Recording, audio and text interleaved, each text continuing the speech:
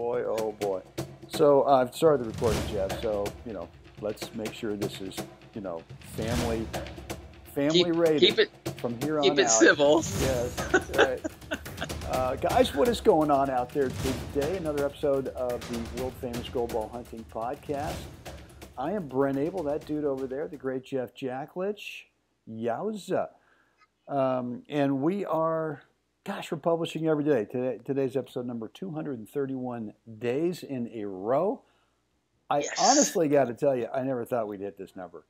I didn't think we'd get to like 32. Like the second day of a full month. The second or the first day of the second month. I didn't know. Somebody was like looking to tap out, right? Get me out of here. That's right. I'm Full out. Nelson chokehold. Right. I'm out. So we've made it this far. I guess we're kind of seeing the light at the end of the tunnel in terms of number 365. But anyway, guys, so what we're trying to help you with is your skill level range, making sure that every time you go out and play, whether it's singles or doubles, you got the confidence that you know how you're going to play today. Maybe not at the exact top of your skill level every day, but pretty darn close. So the skill level range is how can we help you reduce it from one day, one set, maybe one game, great, and then most of your time, not so great. So that's what we're doing here. We're giving you some thoughts and ideas how to do that. Today's topic is in response to one of the comments we had from actually one of our online students who mentioned something in episode number,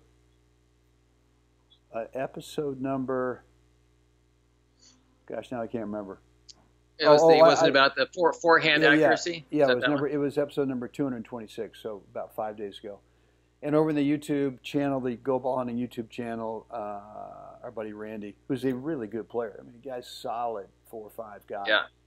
And it's interesting that here's a solid 4 or 5 guy who has the same problem that someone who's just starting has when they get into competition. So we're going to get into that comment and then give you a couple of ways to think about how to solve that problem that he described. Before we do that, Jeff, I want to make sure that we mention to everybody that we've got an offer for a free 15-minute coaching call, private. Did I mention free? No charge on the house. It's on us. We'll take care of it. We got you. You did. Okay. Yeah. It could be 10 minutes, maybe 12 minutes, maybe 15. Kind of depends on how we can get a little chatty. We can get a little chatty sometimes. Depending on the time of day. Might want to make sure it's not too late in the day. But anyway, so we want to help you, and you just got to bring that one thing right now in your game that's not getting figured out. Could be stroke technique, could be strategies, tactics, could be mental, could be physical. We'd love to get on the phone, hear what's going on with you, and then let's see if Jeff and I can't put you on the path to getting that result that you want. The way to do that, getting that call, go over to goldballhunting.com, drop in a first name and email address. Click the button and you get access to our online calendar scheduler where you can pick a date and time that works best for you. Not for us, but for you. Yes. And if you're already on our email list, guys, come on. It's right there. Every email you get from us, there is a link. It's very clear. Click it. Schedule. Let's chat. The three of us. Figure it out.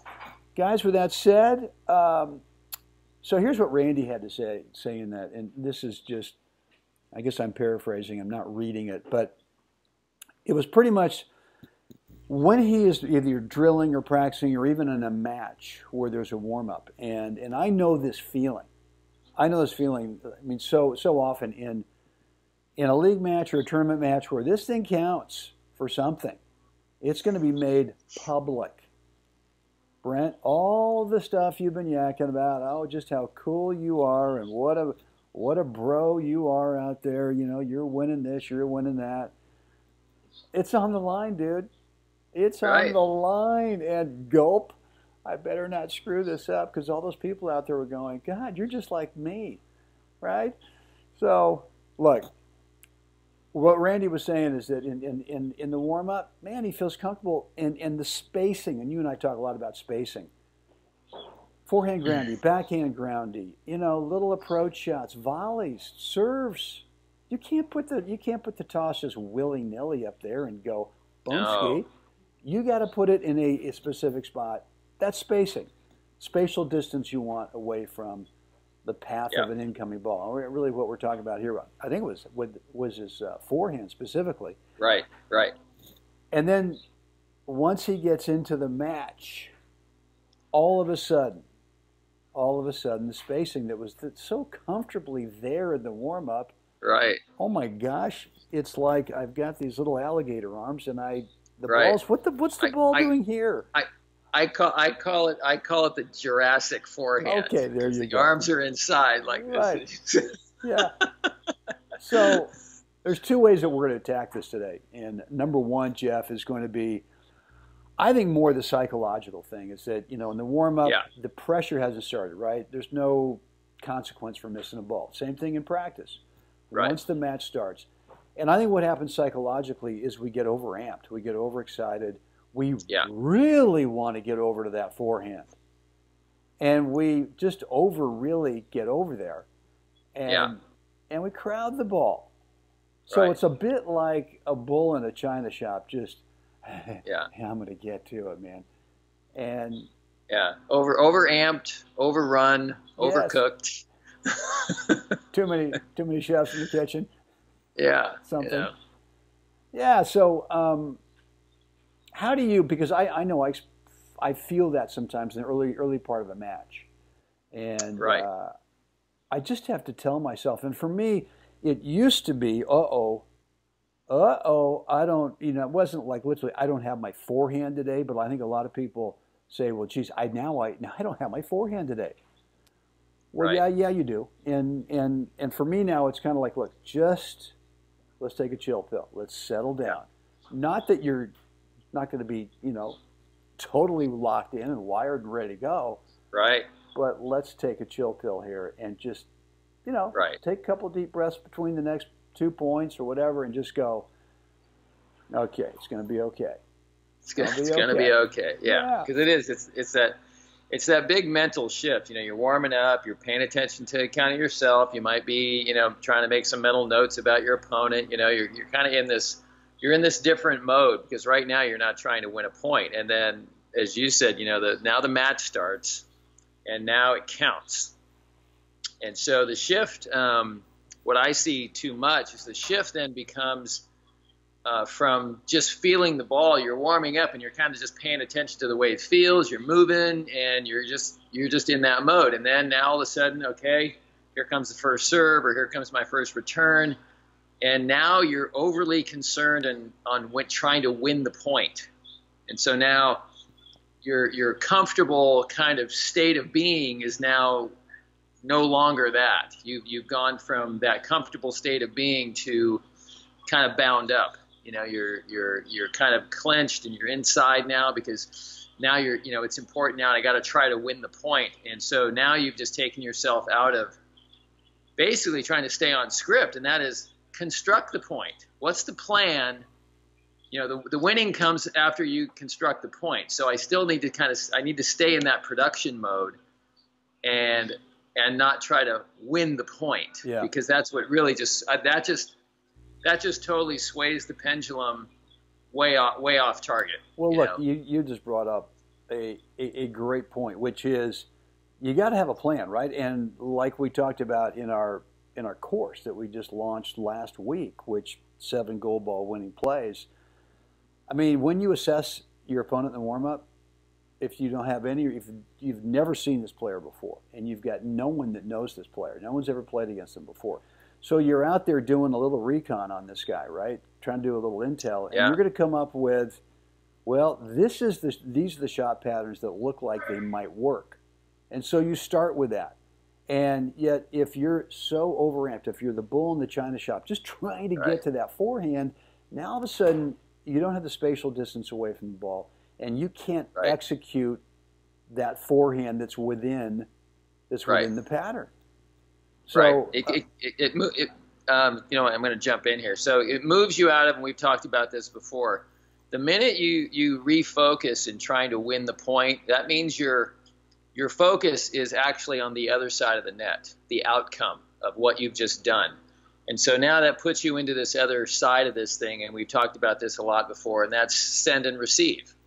So you're constantly in send mode. The ball isn't even where you're going, and you're already thinking, and you're out there way ahead of yourself. And so, like I said before, your whole state of being is no longer a calm, cool, collected kind of focus on constructing the point, because everything is on the other side of the net right now. So we lose that aspect of receiving the ball and then sending the ball, and that only happens if I'm in that calmer state and recognizing my job here is to construct the point. The end result is the way I construct it. Hopefully the end result is going to be winning the point. But again, there's another guy over there who has a say in the matter. Yeah. Well, look. So I can only control what I can control. And really the bottom line here, it's all about spacing. It's all about spacing, and just like you said with send and receive, if you're going to receive this ball in the optimal point of contact for your forehand, whatever's ideal for you, well, the spacing cannot be on top of you, right? There's no way to receive it when it's in close like that. So, well, let's go on to part number 2, Jeff, which is really more about, I think, the technique part of what you call the framework. Before we do that, guys, just a quick reminder that Jeff and I want to get you on a free private 3-way, 3-person, just the 3 of us. It's private. We don't record it. But it's a coaching call where you can bring that one thing in your game right now that's holding you back from getting the ultimate result that you want. Could be singles, could be doubles, could be one of the 4 areas, could be stroke technique, could be tactics, strategies, could be mental. Huh? Right. Ooh, it could be something upstairs. And it could be physical, right? So go over to goldballhunting.com, drop in a first name and email address, and you'll get access to our calendar where you can pick a date and time that works best for you. Jeff, let's talk about the second part of Randy's comment about forehand accuracy, which is we've gone through the mental part, right? Kind of the psychological thing of getting really amped up once the match starts and how that gets in the way of maintaining good spacing. Right. But technically, in terms of a forehand stroke with the framework, with your framework that you talk about, that breaks down because of the bull in the china shop mindset. Right.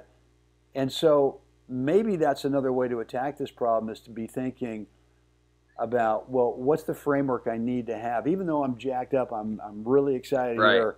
Can I maintain the framework? And if you can do that, then there's a chance that you can have good spacing. Right. Yeah, it does work both directions. You know, if I can find that framework that feels right and start to, hit a few balls and get my focus off of the other side of the net, I can find my way back, right? And so what is framework? Define it in terms of the forehand. And so it's your optimum it's your optimum body position when you create your turn, right? And so what is that? And so if we just take the 3 most notable, that's very easy to distinguish: Fed, Rafa, and Djokovic. They're all preparing. They're all using the exact same ingredients in the exact same order. Athletically, they're expressing it differently, but they're all doing the same thing. They make a turn, and Djokovic will never turn and look like Fed. Fed will never turn and look like Rafa. Rafa will never turn and look like Fed, right? But their turn and framework is the keys to the kingdom that allows them to continually hit a ball at that level and sustain it. It's repeatable and it's sustainable because that framework is so consistent.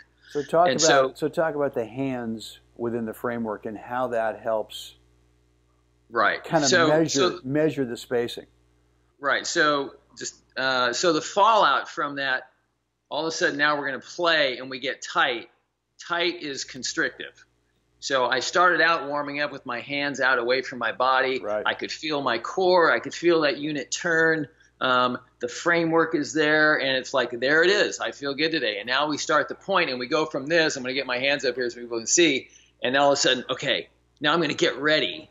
What'd you say? It was and like so now, you said it like a squirrel with a nut? Yeah, like a squirrel eating peanuts, right? It's like the inside here, or like, T-Rex, So all of a sudden you've gone from having arms to having these little thing, and that's when I call it a Jurassic forehand, because now you're tight, and so there is physical fallout for your mental state of mind, right? And so when you shift, and now it's important, I got to try to win the point, that creates tension, and that creates a smaller framework and a smaller radius in the turn, and now everything. So you're just, the fact that you draw your hands in, your brain is using that spatial framework that you create with your hands to determine how far you should be from the ball. So if your hands are in tight to start with, or maybe you started with a really good framework and the 2 steps out to the ball, you collapsed and the hands drew in by the time you got to the ball. Yeah. So your brain is making those step adjustments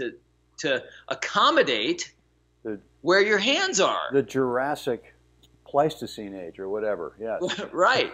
So it's the only way to have a stroke of any kind be repeatable and sustainable is your preparation framework must be consistent. Yeah. Right. Right. And that's really the bottom line when it comes to the physical part of it.